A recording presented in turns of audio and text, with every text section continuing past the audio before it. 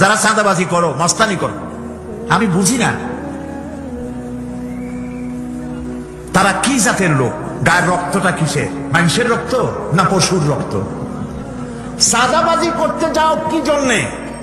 একটা মানুষ বহু টাকা বহু কষ্ট করে জমি জমা বিক্রি করে ব্যবসা করতেছে, সেখানে যাইয়া আমাদেরকে 2 লক্ষ টাকা দিতে হবে। চাঁদাবাজ এবং মাস্তান যারা চাঁদাবাজি করতে যাও, মানুষের কাছে খয়রাত চাও, ও ভিক্ষা করে খাওয়া অনেক ভালো। মসজিদের সামনে এখন থাল নিয়ে বসে থাকো, যা আল্লাহর রাস্তায় খয়রাত দাও। দোকানদারের কাছ থেকে চাঁদাবাজি করা, বিল্ডিং কেউ নতুন বানাইতে পারে না, অমনি হাজির, গলায় সোনার চেন, হাতে কতগুলো আংটি, তারপরে হাতে মোবাইল, গলায় সোনার চেন, শহরের মহা উল্লুক জানোয়ার, বলতেছে এখানে ফেলাইতে পারবে না, রড দিতে পারবে না আমাদেরকে সান্ত্বনা দিয়া। এটা কি মানুষ? বলেন মানুষ? এরা মানুষের সন্তান? এরা জানোয়ার, পশু। চাঁদাবাজ এবং মাস্তান, সন্ত্রাসী, ইসলামে এদের কোনো স্থান নাই। এদেশে যদি কোরআনের রাজ কায়েম হয়, সন্ত্রাসীদের মাথা কামাইয়া ঘোল ঢেলে দেওয়া হবে, যাতে মাথা ঠান্ডা থাকে। এই জন্য মাথা ঠান্ডা করিয়া বসে থাকবে। আর সকলের চাকরি দেওয়া হবে, কাজ করো আর খাও, চাঁদাবাজি করো না। শ্বশুরের কাছে চাঁদাবাজি করে, বউর কাছেও চাঁদাবাজি করে। এত বড় লক্ষ্মী ছাড়া বউরে যায় বলে আমার হিরোইন খাওয়ার পয়সা দিবি। পত্রিকা আসছে না ভাই? কত বড় শয়তান, বউর কাছে চাঁদা চায়। আল্লাহ এইসব চাঁদাবাজ, মাস্তান, অপহরণকারী আর সন্ত্রাসী জানোয়ারদের হাত থেকে আল্লাহ এই দেশকে রক্ষা করুন। বলেন আমি, চিল্লায় বলেন আমি। এই জন্য আজ যদি আমরা আমাদের এই দেশটাকে সুন্দর বানাতে চাই, আমরা কি চাই সুন্দর বানাতে? এত আস্তে বললেন কেন? আমরা কি আমাদের দেশটাকে সুন্দর বানাতে চাই, ভালো বানাতে চাই? কারা কারা চাই? হাত উঁচু করে দেখেন তো। আলহামদুলিল্লাহ, হাত নামান, হাত নামান। যদি আমরা আমাদের দেশটাকে সুন্দর করে বানাতে চাই, ইউরোপ, আমেরিকা অথবা ভারত আমাদের আদর্শ না।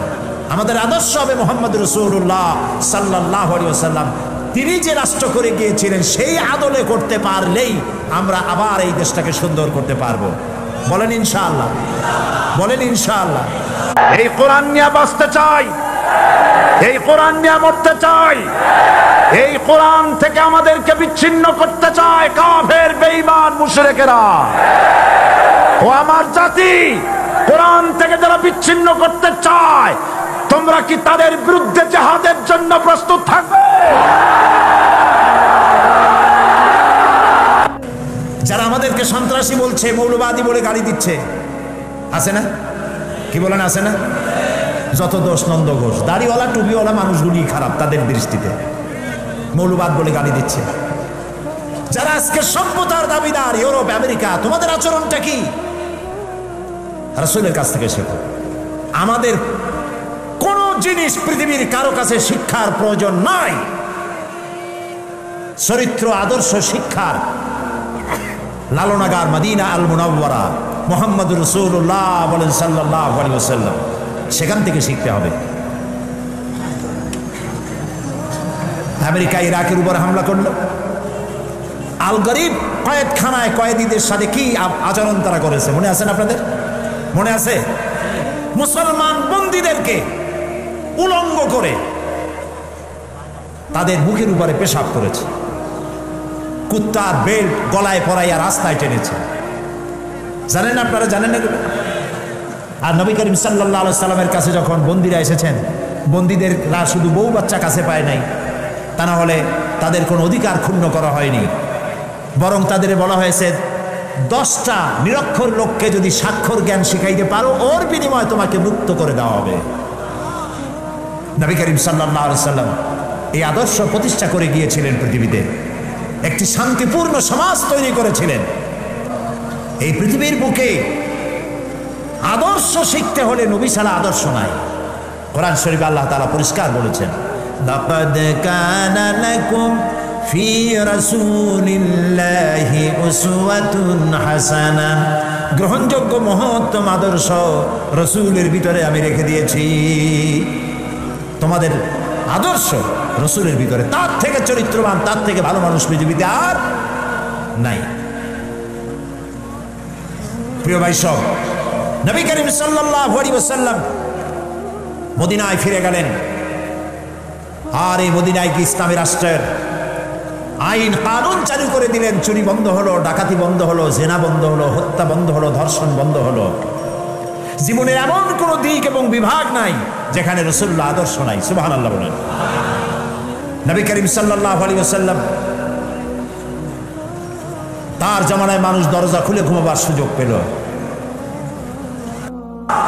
আমরা তো মনে করি মন্ত্রী হইতে পারলে মর্যাদা বাড়ে, এমপি হইতে পারলে মর্যাদা বাড়ে, প্রেসিডেন্ট হইতে পারলে মর্যাদা বাড়ে, মিল কলকারখানার মালিক হতে পারলে মর্যাদা বাড়ে না। আল্লাহর নবী বলেছেন, খায়রুকুম মান তাআল্লামাল কুরআন ওয়া আল্লামাহু, তোমাদের মধ্যে উত্তম হচ্ছে সে ব্যক্তি যিনি কোরআন নিজে শেখে আর অপরকে শেখায়, সেই হচ্ছে উত্তম ব্যক্তি। কোন সুবহানাল্লাহ। কোরআন আল্লাহ পাকের কাছের থেকে এসেছে, সম্মান দিবেন আল্লাহ কোরআনের মাধ্যমে। এই জন্য হাদিস শরীফে এসেছে, আন ইবনে ওমর রাদিয়াল্লাহু তাআলা আনহুমা قال قال رسول الله صلى الله عليه وسلم لا حسد الا على اثنين رجل آتاه الله القرآن فهو يقوم به آناء الليل وآناء النهار ورجل آتاه الله مالا فهو ينفق منه آناء الليل وآناء النهار رواه متفق عليه متفق عليه। বুখারী এবং মুসলিমের হাদিস এটি। রাসূল করিম সাল্লাল্লাহু আলাইহি ওয়াসাল্লাম বলছেন, দুই ব্যক্তির সাথে ঈর্ষা করা যায়। কয় ব্যক্তির সাথে? ভালো করে শুনেন, দুই ব্যক্তির সঙ্গে ঈর্ষা করা যায়, আর কারো সঙ্গে ঈর্ষা করা যাবে না। একজন হচ্ছে যাকে কোরআনের ইলম দেওয়া হয়েছে, আর সে কোরআন নিয়ে সে তেলাওয়াত করে, নামাজের মধ্যে দাঁড়িয়ে দাঁড়িয়ে তেলাওয়াত করে, কোরআনকে দিনের বেলায় পড়ে, রাতের বেলায় পড়ে, কোরআন বোঝে, কোরআন মেনে চলে, তার প্রতি তার সাথে ঈর্ষা করা যায় তার মতো হওয়ার জন্য। আরেক ব্যক্তি হলো যাকে মাল দেওয়া হয়েছে, ধন দৌলত দেওয়া হয়েছে, এই মালগুলি সে আল্লাহর রাস্তায় খরচ করে, দিনেও করে রাতেও করে, ওই ব্যক্তির সঙ্গে ঈর্ষা করা যায় যে তার মতো হওয়ার জন্য প্রতিযোগিতা করা যায়। ঈর্ষা করার জন্য দুই ব্যক্তি, আর কেউ না। কোরআন যে পড়ে, কোরআন যে শেখে, কোরআন যে শেখায়, তার মতো হওয়ার জন্য প্রতিযোগিতা করা উচিত। কোরআন যে আমল করে, দিনে রাত্রে তেলাওয়াত করে, কোরআনের চাইতে মজা এই পৃথিবীতে আর কিছু।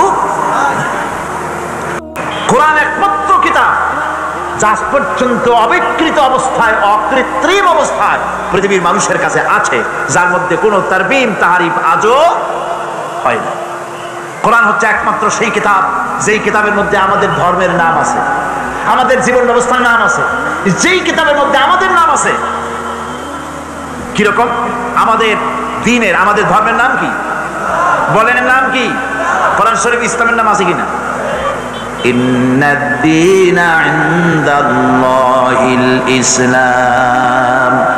ইসলাম হচ্ছে কেবলমাত্র আমার কাছে মনোনীত জীবন ব্যবস্থা। এই ইসলামের কথা আল্লাহ পাক কোরআনে বলেছেন। মুসলমান আমরা জাতি হিসেবে কি? মুসলমান। এই জাতির কথা কোরআনের মধ্যে বলা হয়েছে, হুয়া সাম্মাকুমুল মুসলিমিন। আমাদেরকে মুসলমান বলা হয়েছে, কোরআন শরীফে বহু জায়গায় কথা আসছে।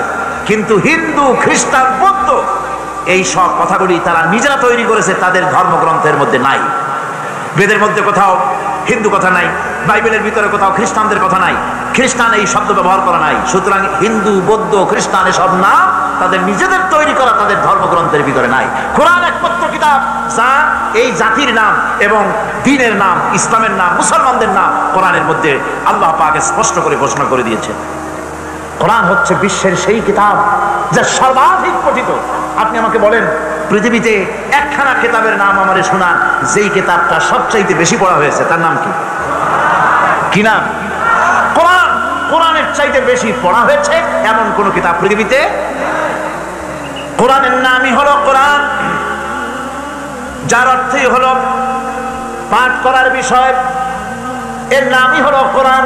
পৃথিবীতে সবচাইতে বেশি পড়েছে মানুষেরা এই কোরআন, কারণ এই কোরআনের প্রতি অক্ষরে আল্লাহ রাব্বুল আলামিন 10 করে নেকি আমল নামায় লিখে দেন। পৃথিবীতে এমন কোনো বই নাই যা প্রত্যেক অক্ষরে 10 করে নেকি আমল নামায় লেখা যাবে। মানুষ জেনে হোক, বুঝে হোক, মুখস্থ হোক, যেমনে হোক, কোরআন শরীফ মানুষ পড়বেই। কোরআন রক্ষা, কোরআন সুরক্ষিত থাকার এটি একটি কারণ। বাইবেল তার নিজস্ব ভাষায় নাই, বেদ তার নিজস্ব ভাষায় নাই, কোরআন তার নিজস্ব ভাষায়, সিল্লাইবান কোরআন তার নিজস্ব ভাষায় আছে।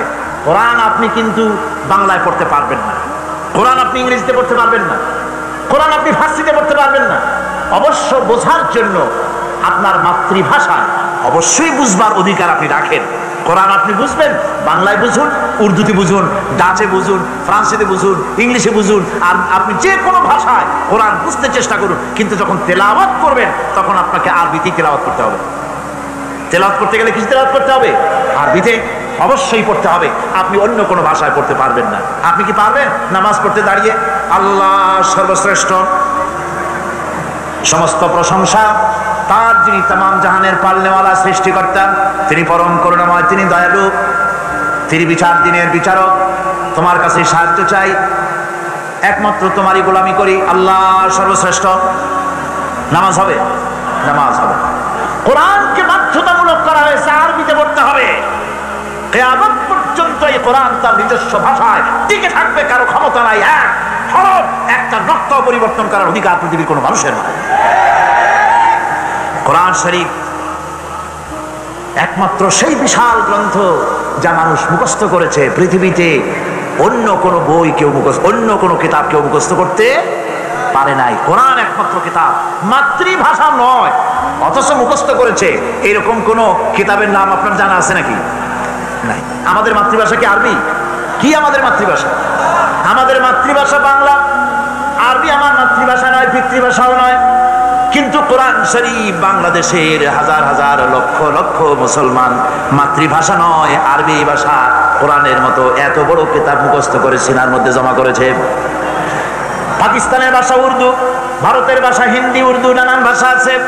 আমেরিকা, ইংল্যান্ডে ইংরেজি ভাষা আছে, বিভিন্ন জায়গায় ইংরেজি, বিভিন্ন রকমের ভাষা আছে। যত ভাষার লোক হোক না কেন, কোরআন যারা মুখস্থ করে নিজের মাতৃভাষা নয় অথচ মুখস্থ করেছে, এমন নজির, এমন দৃষ্টান্ত পৃথিবীতে কোথাও নাই। সুবহানাল্লাহ।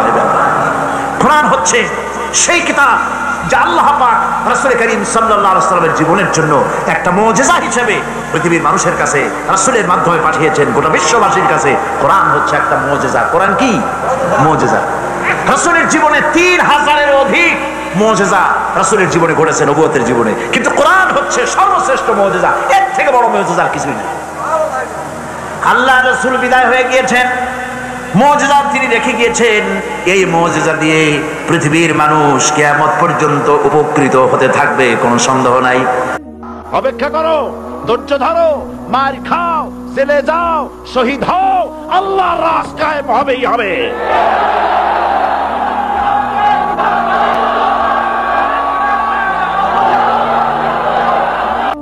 আল্লাহ রাব্বুল আলামিন কোরআনে কারীমের মধ্যে বলেছেন, একটা মানুষকে যদি কেউ হত্যা করে তাহলে সে যেন তামাম পৃথিবীর মানুষকে হত্যা করলো, আর একটা মানুষকে যদি কেউ বাঁচাই দিল সে যেন তামাম পৃথিবীর মানুষগুলি বাঁচাই দিল।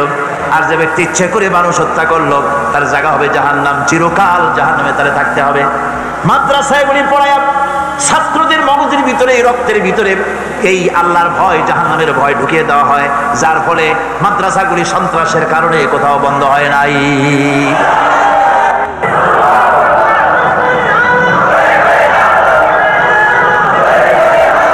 আর আপনারাই দেখুন, পাকিস্তানের 25 বছর, বাংলাদেশের 26 বছর, সব মিলিয়ে কয় বছর? অঙ্কের ছাত্র নাই এখানে? 51 বছর। অর্ধ শতাব্দী কালে চট্টগ্রামে যত থানা আছে, বাংলাদেশে যত থানা আছে, থানাগুলিতে খোঁজ নেন, ওখানে তাদের ডায়েরি আছে না? যত চোর ধরা পড়ছে, চোর, ডাকাত, জেনাকার, হত্যাকারী, চোরাকারবারি, মুনাফাখুরি, যত ক্রাইম করেছে, করাপশন করেছে, সেই অপরাধীদের লিস্ট আছে না?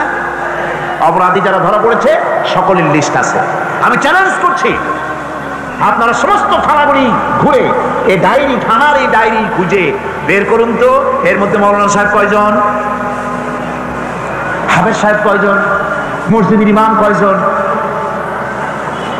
তাহলে একথা মানবেন কিনা যে কোরআনের শিক্ষার চাইতে বড় শিক্ষা পৃথিবীতে নাই? একথা মানবেন কিনা? একথা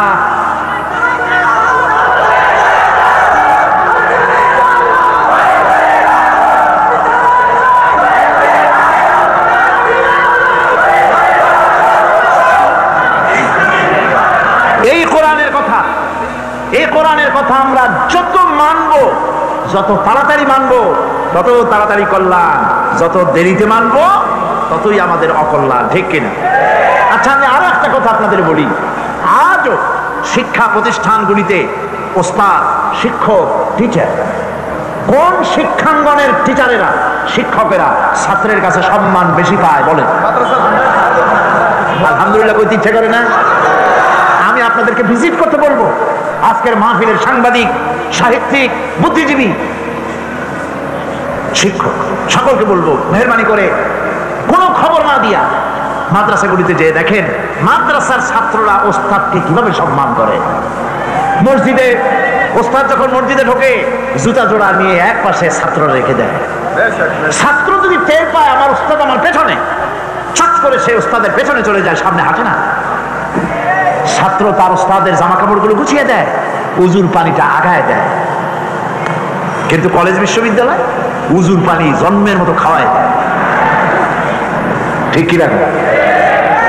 প্রফেসর পিটাইয়া প্রিন্সিপাল বানায় দেয়, প্রিন্সিপাল মাইরের ঠেলায় ভাইস চ্যান্সেলর হবে কবে সেই অপেক্ষায় থাকে। কথাগুলি কি আমি বাড়ায় বললাম না ঠিক বললাম? এটা কেন? এটা এই জন্য যেহেতু এটা হচ্ছে কালামে রব্বানি, আমার আল্লাহর কালাম, আমার আল্লাহর কথা।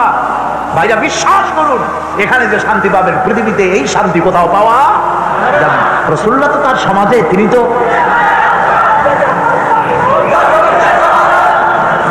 রাসূল করিম সাল্লাল্লাহু আলাইহি ওয়াসাল্লাম তিনি তো সমাজে কোনো জাদু করেন নাই। নাউযুবিল্লাহ। রাসূল কি সমাজকে জাদু করে পরিবর্তন করেছিলেন? তিনি পরিবর্তন আনয়ন করেছিলেন কি দিয়ে? কোরআন দিয়ে। সে কোরআন আমাদের কাছে অবিকল ওরকম আছে না নাই? অবশ্যই আছে। এই কোরআনের কাছেই আমাদেরকে ফিরে যেতে হবে, তাহলেই মুক্তি পাবো, তাহলেই নাজাত পাবো। এছাড়া নাজাত পাওয়ার কোনো রাস্তা আমাদের কাছে। এখন আর একটা হাদিস শোনায়া তারপরে মূল তাফসীরের ভিতরে আমি যেতে চাই। আমার বন্ধুগণ, আমার নবীজি বলেছেন, মান কারাআল কুরআনা ফাস্তাজহারাহু ফাহাল্লা হালালাহু ওয়া হারামা হারামাহু আদখালাহুল্লাহুল জান্নাহ। কি সুন্দর হাদিস আমার নবীর। কার হাদিস? আমার নবীজি বলছেন, যে ব্যক্তি কোরআন পড়লো, কোরআন অনুযায়ী আমল করলো, কোরআনের হালালকে হালাল জেনে চললো, কোরআনের হারামকে হারাম জেনে চললো, আমার নবীজি বলেছেন কিয়ামতের দিন আল্লাহ রাব্বুল আলামিন তাকে জান্নাতে প্রবেশ করাবেন। শুধু জান্নাত দিবেন না, তার জন্য আবার বোনাস দিবেন। নবীজি বলেন, জান্নাতের ঘোষণা দিয়ে লোকটিকে আল্লাহ পাক বলবেন, জান্নাতে যাওয়ার আগে আমি তোমাকে আরো একটা বিশেষ উপহার দিতে চাই। তুমি জান্নাতে যাওয়ার আগে তোমার আত্মীয় স্বজনের ভিতর থেকে 10 জনের সম্পর্কে আমার কাছে সুপারিশ করো। তোমার সুপারিশ মোতাবেক আমি 10 জনকে তোমার সাথে জান্নাতে দিয়ে দেব, এমন 10 জন যাদের হিসাবের পরে জাহান্নাম ওয়াজিব হয়ে গিয়েছিল। এরকম 10টা লোক সম্পর্কে তুমি আমার কাছে সুপারিশ করো, তোমার কারণে তাদেরকেও তোমার সাথে বেহেশতে দিয়ে দেবো। সুবহানাল্লাহ।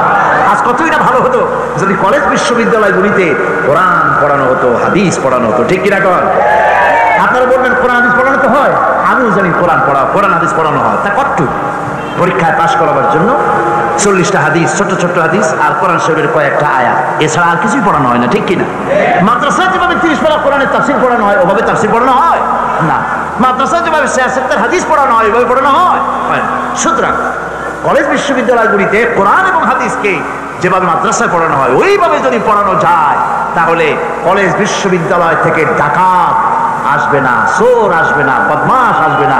কলেজ বিশ্ববিদ্যালয় থেকে আমাদের সন্তানগুলি খালিদ বিন ওলীদ হয়ে বেরোবে, আমাদের সন্তানগুলি সালাউদ্দিন আইয়ুবী হয়ে বেরোবে, আমাদের সন্তানগুলি শহীদ তিতুমীর হয়ে বেরোবে। সেই অপেক্ষায় আমাদেরকে থাকতে হবে।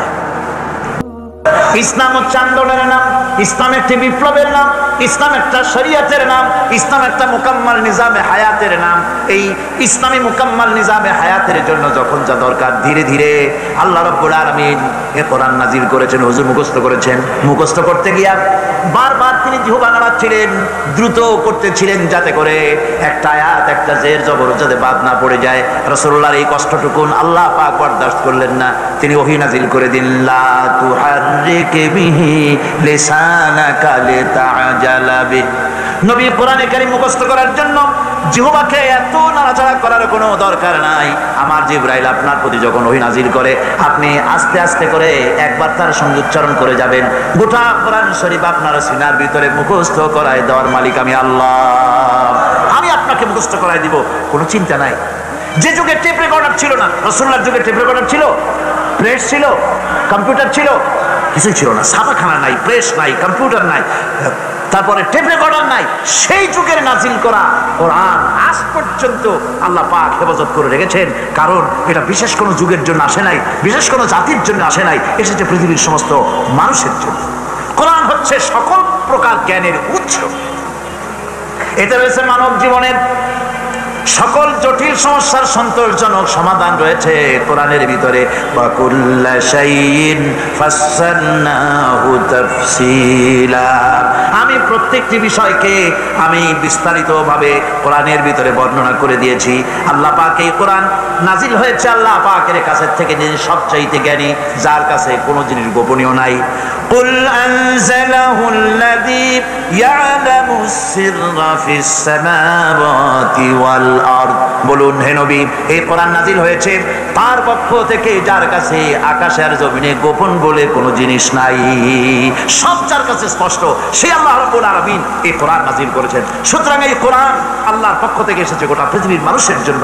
আর এর মধ্যে ওয়ানাযালনা আলাইকাল কিতাবা তিবয়ানান লিকুল্লি শাই, সব জিনিস খুলে খুলে আমি কোরআনের মধ্যে বয়ান করে দিয়েছি।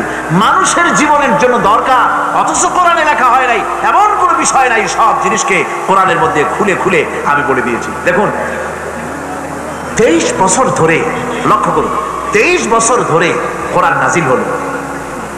এটা যদি আল্লাহ ছাড়া অন্য কারো কাছ থেকে আসতো, তাহলে এর একটার সাথে আরেকটার সঙ্গতি থাকতো না, এক একটা বিষয় আরেকটা বিষয়ের সাথে অসঙ্গতিপূর্ণ হয়ে যেত। কথা ঠিক কিনা?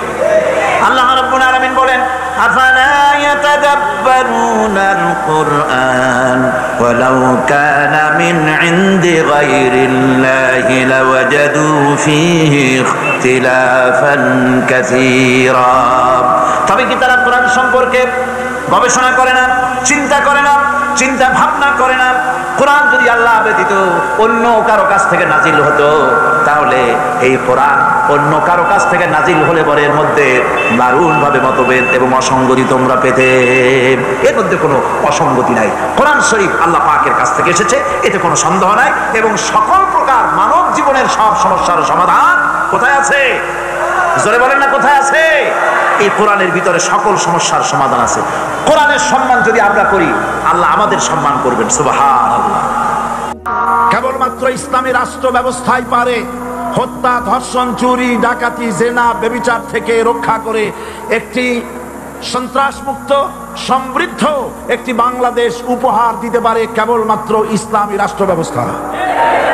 সুতরাং অবস্থা দৃষ্টে মনে হয় এরা যদি আরেক আল্লাহ না করুন, বলেন আল্লাহ না করেন, আল্লাহ না করেন, আল্লাহ না করেন, এরা যদি আরেকটাবার ক্ষমতায় যেতে পারে, ৭২-এর সংবিধানকে পুনরুজ্জীবিত করে ধর্মনিরপেক্ষ মতবাদ কায়েম করবে, সেজন্যে আজ গোটা তাওহীদবাদী মুসলমানদেরকে জানতে হবে ধর্মনিরপেক্ষ মতবাদ একটি কুফরি মতবাদ। ওলামারা আমাকে সাক্ষী দেন, ধর্মনিরপেক্ষ মতবাদ কুফরি মতবাদ কিনা? এই কুফরি মতবাদকে বাংলাদেশের মাটিতে যাতে কার্যকরী করতে না পারে, তার জন্য গোটা তাওহীদি জনতা রুখে দাঁড়ান। আল্লাহ পাক সে তৌফিক গোটা জাতিকে দান করুন বলি আমিন। রাসূল করিম সাল্লাল্লাহু আলাইহি ওয়াসাল্লাম বলেছেন, লা ইহসা আজাইবুহু ওয়ালা তুবলা গারাইবুহু। এই কোরআন শরীফ কোনোদিন পুরাতন হবে না, জীর্ণ হবে না, দীর্ণ হবে না, কোনোদিন এর আকর্ষণ কোনোদিন বিনষ্ট হবে না। মানুষ শুধু শুনতেই থাকবে কোরআনকে, কোনোদিন নষ্ট হবে না। আল্লাহ রাব্বুল আলামিন কোরআনে কারীমকে হেফাজত করেছেন। আজ পৃথিবীর বুকে ধর্মগ্রন্থ হিসেবে আল্লাহ পাকের কিতাব হিসেবে দুনিয়ায় কারো কাছে কোনো কিতাব নাই। সব তারমিম হয়েছে, তাহরিফ হয়ে গিয়েছে। একমাত্র কিতাব বিশ্ববাসীর কাছে আছে, যার নাম কোরআন। নাম কি? আল্লাহ পাক বলেন, এই কোরআনকে আমি হেফাজত করব। ইন্না নাহনু নাযালনা যিকরা ওয়া ইন্না লাহু লাহাফিজুন। কোরআন নাযিল করেছি আমি আল্লাহ, আর এর সংরক্ষণের সবটুকুন দায়িত্ব আমি আল্লাহ আমার নিজ হাতে গ্রহণ করেছি। কোরআন আমি নিজে হেফাজত করব। এ ওয়াদা কার? বলেন না, ওয়াদা কার? আল্লাহ পাকের ওয়াদা, আমি এটাকে হেফাজত করব। কোরআন আল্লাহ পাক হেফাজত করেছেন। পৃথিবীতে বেদের হাফেজ নাই, বাইবেলের হাফেজ নাই, এগুলি কেউ মুখস্থ করে নাই, কিন্তু কোরআন শরীফকে আল্লাহ পাক হেফাজত করেছেন। কোরআনকে যদি প্রশ্ন করা হয় যে তুমি কোথা থেকে এসেছো, কোথায় তুমি ছিলে, কোরআনে কারীম বলছে বাল হুম মাজিদুন ফি লাউহিম মাহফুজ, বরং এই কিতাব, এই কোরআন শরীফকে আল্লাহ পাক লৌহে মাহফুজে রেখেছেন। লৌহ মাহফুজ কি? লৌহুন এই শব্দের অর্থ হচ্ছে ফলক, মাহফুজ এই শব্দের অর্থ হচ্ছে সংরক্ষিত। আল্লাহ পাক কোরআনকে সংরক্ষিত করেছেন একটা ফলকের মধ্যে। কিভাবে করলেন? সেই ফলকটার কাইফিয়ত কি আমরা জানি না। ওটা কি খোদাই করে লেখা, না ফেরেশতা দিয়ে আল্লাহ পাক রং আর তুলি দিয়ে লেখাইছেন, না কি কায়দায় ফলকের মধ্যে রাখছেন, এই কাইফিয়ত পৃথিবীতে কারো জানা নাই। যেমন আমরা জানি না হাফেজে যে ব্যক্তি কোরআন মুখস্থ করেছে, এই মাহফিলে হাফেজ আছেন না? হাফেজে কোরআন অবশ্যই আছে, কিন্তু এই কোরআন তিনি হেফাজত করেছেন কোথায়? তিনি যে মুখস্থ করেছেন রাখছেন কোথায়? এটা যদি কেউ খোঁজে, হাফেজকে তার মাথাটা অপারেশন করে মগজটা যদি প্লেটে এনে তারপর অনুবীক্ষণ যন্ত্র দিয়ে যদি খোঁজা হয়, ব্রেনের মধ্যে কোরআনের একটা অক্ষর পাওয়া যাবে? তার হৃদয়ের ভিতরে কোথাও পাওয়া যাবে? সুতরাং এখানে যে কায়দায় আল্লাহ পাক হেফাজত করেছেন, এরকম কোন এক কায়দায় আল্লাহ পাক হেফাজত করেছেন যে কায়দাটা আমাদের জানা নাই। আর আল্লাহ এমন ভাবে হেফাজত করলেন যা নষ্ট হওয়ার কোনো উপায় নাই। আমার বক্তৃতা বিভিন্ন জনে এখানে টেপ রেকর্ড করছেন, অডিও করছেন, ভিডিও করছেন। এখন এই অডিও ভিডিও হচ্ছে যে ফিতায়, এই ফিতার উপরে যদি আর একজনের বক্তৃতা তোলা হয় তাহলে এটা নষ্ট হয়ে যাবে, ঠিক কিনা? কোরআন তেলাওয়াতের উপরে যদি গান তোলা হয়, ওয়াজ তোলা হয়, তাহলে ওটা নষ্ট হয়ে যাবে কিনা?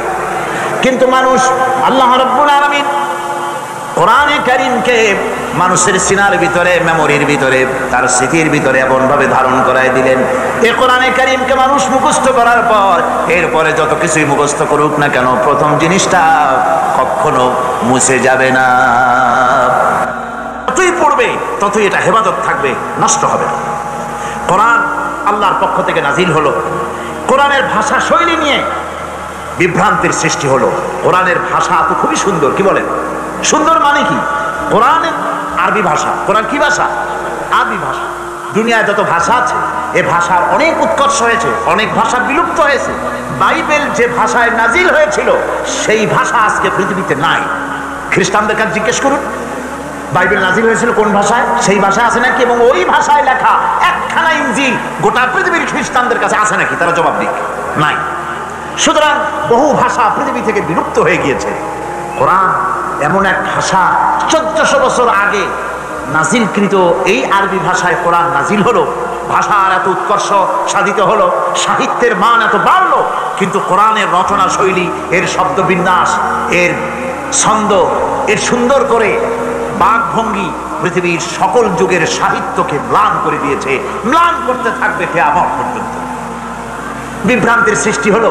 লোকেরা ভাবলো মুহাম্মদ সাল্লাল্লাহু আলাইহি ওয়াসাল্লাম বোধহয় কবি হয়ে গেছেন, হয়তো তিনি পাগল হয়ে গেছেন, হয়তো তিনি গণক হয়ে গেছেন, নইলে এমন করে মিলিয়ে মিলিয়ে সাজিয়ে সাজিয়ে তিনি বলেন কি করে? আল্লাহ রাব্বুল আলামিন তার জবাব দিয়ে দিলেন।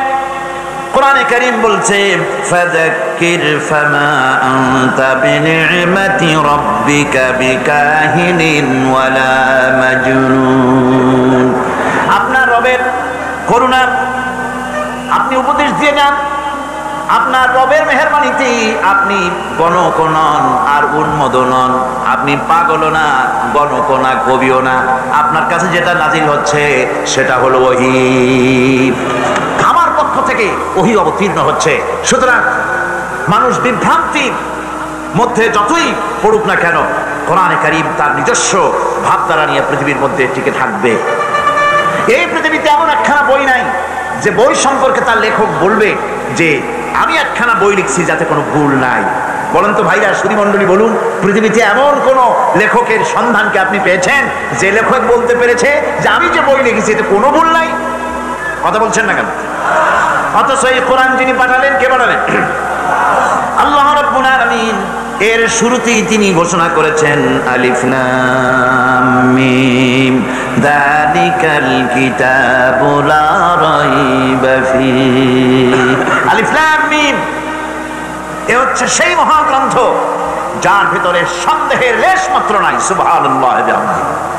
দুনিয়ায় সমস্ত বই শুরু হয় লেখকের দুর্বলতা দিয়ে। তিনি দেখেন এই বই লিখতে গিয়ে যদি আমার কোনো ভুল হয়ে থাকে, কেউ যদি আমাকে ধরায় দেন, তাহলে আগামী সংস্করণে আমি তা পরিশুদ্ধ করিতে বাধ্য থাকিব, এরকম বলে কিনা?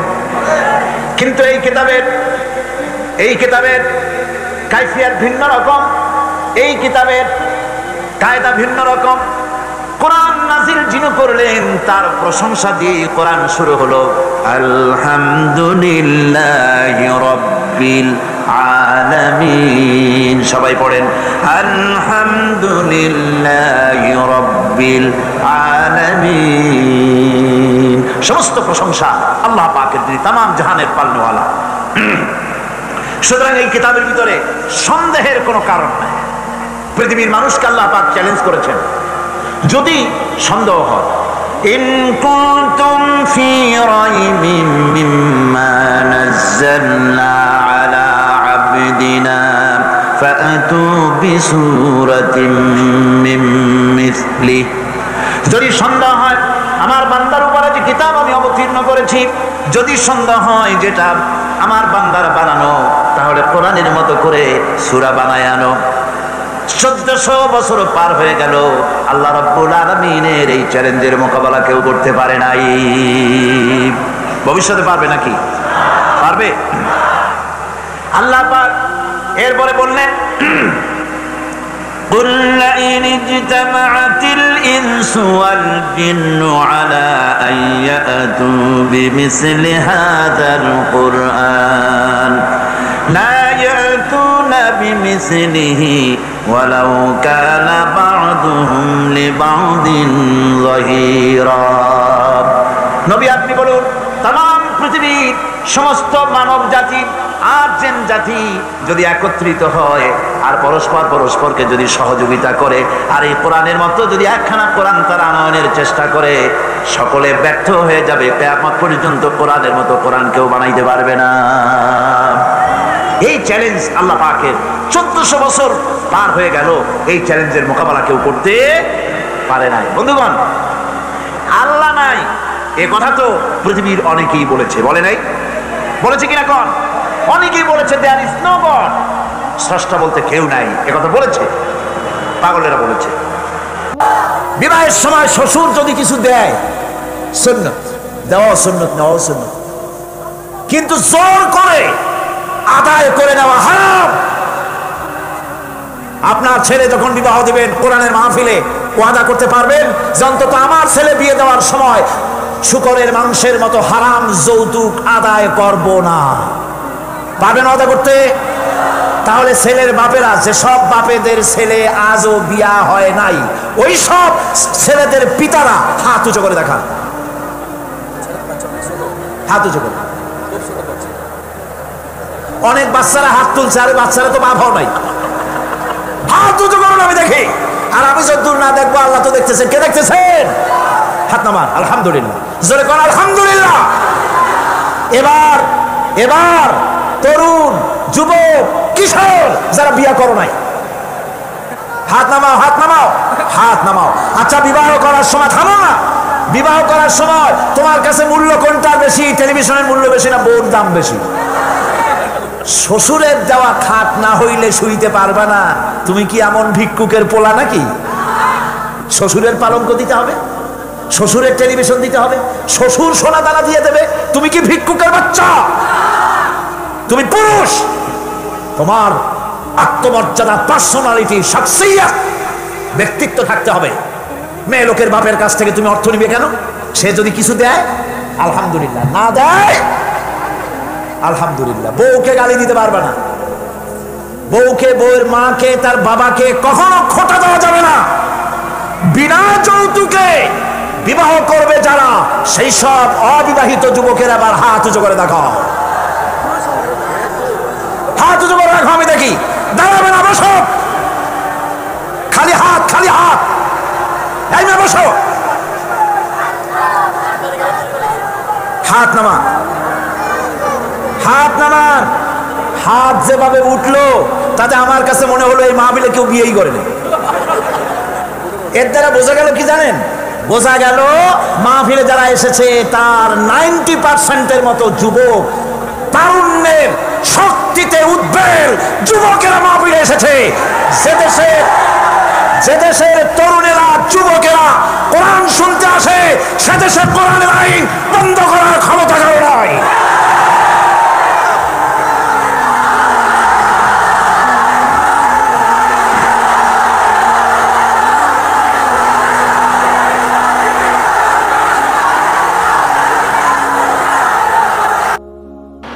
তাফসীর তো আমি নতুন কিছু করছি না। আমি কোরআনে কারিমের খেদমত যারা করেন তাদের মধ্যে অতীতে যারা খেদমত করেছেন, এখন যারা করছেন, তাদের মধ্যে আমি হচ্ছি তালিবে ইলম, সবচেয়ে ছোট্ট নগণ্য আল্লাহ পাকের এক নগণ্য গোলাম। এর আগে বহু তাফসীর হয়েছে, কিন্তু মানুষের পরিবর্তন, চরিত্রের, আখলাকের, সমাজের, রাষ্ট্রের পরিবর্তন দেখতে পাই নাই। খুব কম পরিবর্তন হচ্ছে। হযরত শাহ আতাউল্লাহ বুখারী রাহমাতুল্লাহ আলাইহি সারা জীবন ইসলামের পথে সাধনা করে জীবনের শেষ মুহূর্তে এসে বলেছিলেন, 40 সাল তক কবরস্থান মে আজান দিয়া কোই মুর্দা জিন্দা নেই হুয়া। 40 বছর পর্যন্ত কবরস্থানে আজান দিলাম, কোনো মুর্দা জাগি উঠলো না। আমার অবস্থাও স্থায়ী হয়েছে। জীবনের 36টি বছর কোরআনে কারিমের একটুখানি খেদমতের তৌফিক আল্লাহ পাক দিলেন, মনে হচ্ছে যেন কবরস্থানে আজান দিচ্ছি, কারো কানে প্রবেশ করছে না। আজ আমরা কোথায় যাচ্ছি?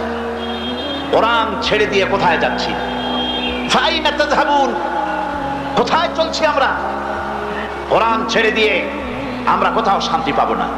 শান্তির জন্য পৃথিবীতে লিগ অফ নেশনস তৈরি হয়েছিল, ইউনাইটেড নেশনস অর্গানাইজেশন তৈরি হয়েছিল, শান্তির জন্য সাদ তৈরি হয়েছিল, শান্তির জন্য কত কিছু তৈরি হলো। শান্তি কেউ দিতে পারে নাই, পারবেও না, পারবেও না। এই কোরআন কেন্দ্রিক রাষ্ট্র ব্যবস্থা ছাড়া শান্তি চুক্তি যতই হোক, অশান্তি বাড়বে, শান্তি কোনোদিন হবে না। শান্তি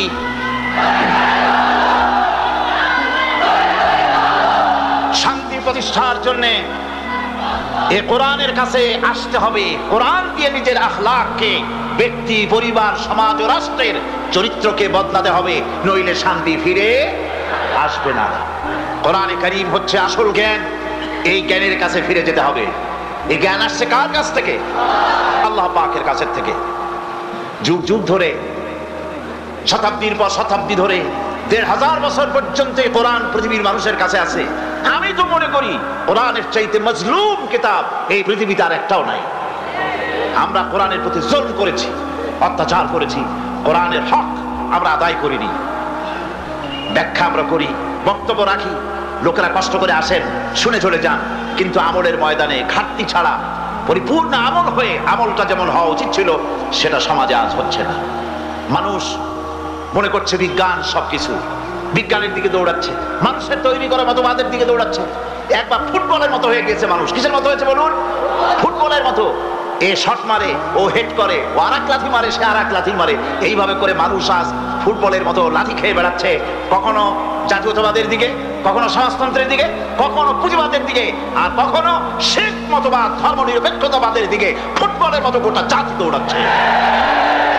পৃথিবীর মানুষের কাছে, পৃথিবীর মানুষের জন্য শান্তি প্রতিষ্ঠা হবে না যতক্ষণ পর্যন্ত কোরআনের কাছে না আসি। কারণ আসল জ্ঞান এখানে।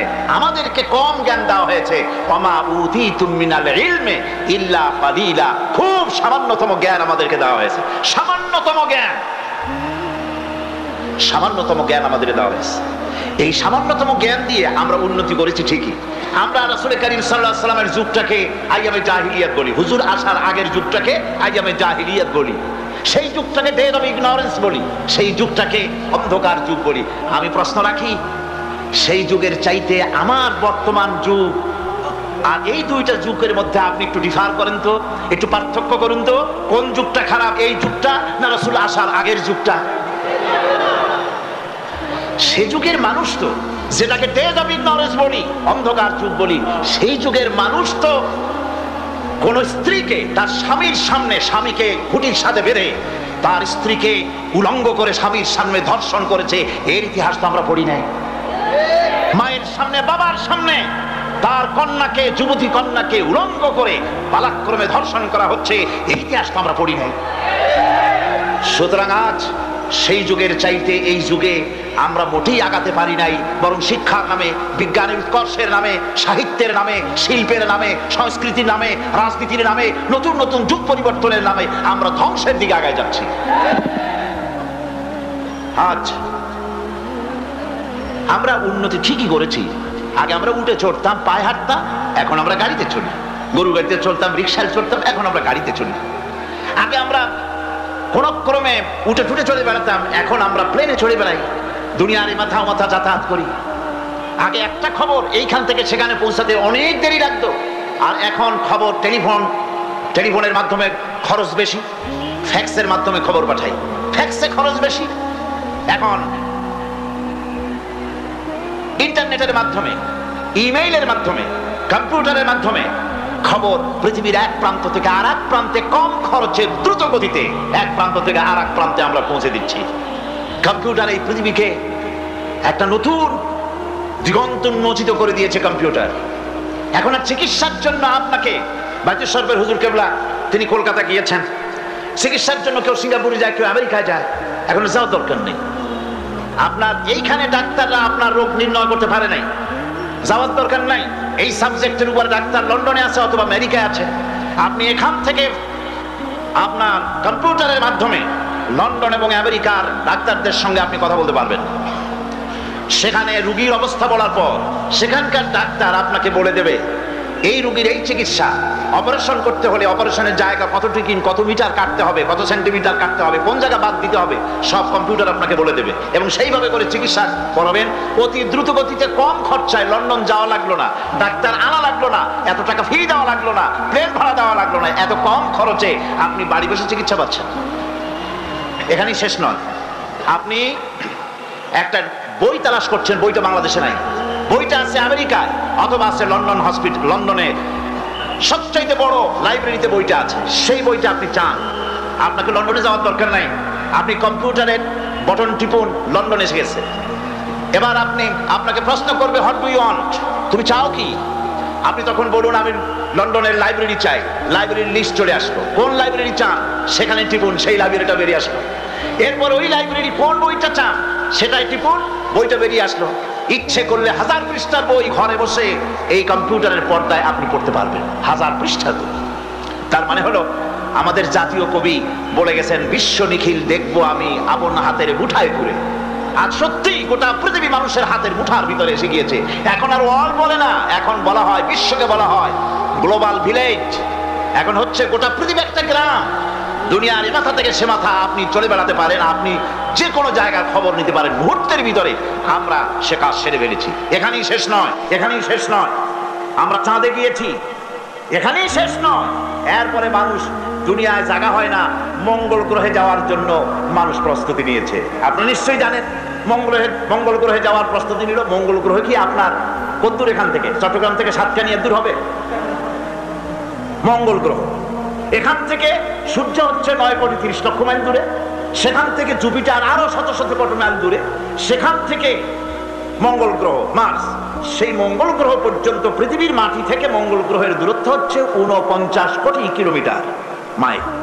এই 49 কোটি কিলোমিটার মাইল পর্যন্ত মানুষ তার জ্ঞান পৌঁছায় দিয়েছে। সুবহানাল্লাহ, জ্ঞান পৌঁছায় দিল। পাথফাইন্ডার একটা